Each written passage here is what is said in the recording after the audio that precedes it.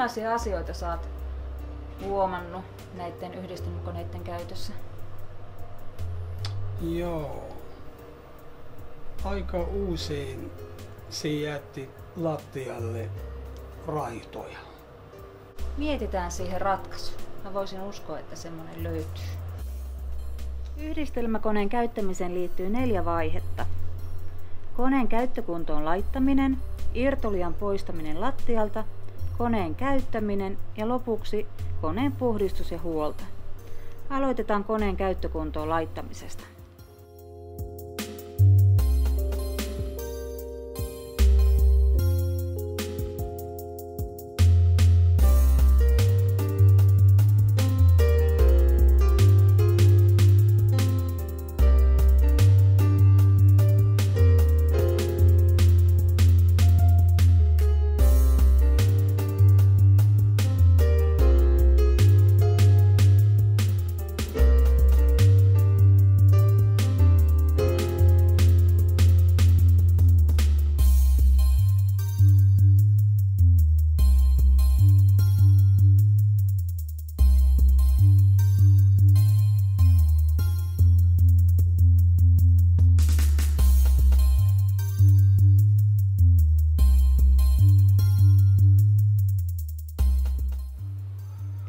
Irtolika poistetaan aina ennen yhdistelmäkoneen käyttöä, jotta hiekka ei naarmuta lattiaa ja ettei tule niitä raitoja lattiaan.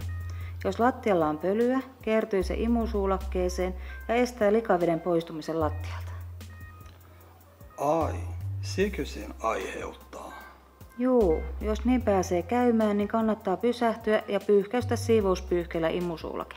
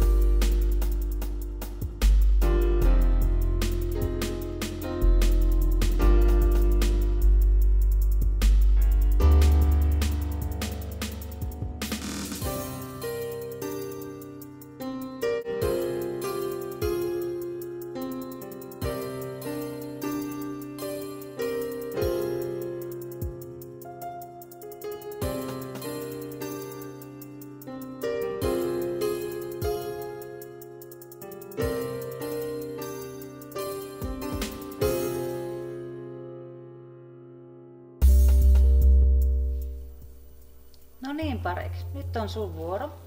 Mutta ennen kuin sä lähdet käyttämään tuota konetta, niin kerro mulle miten sä sitä käytät.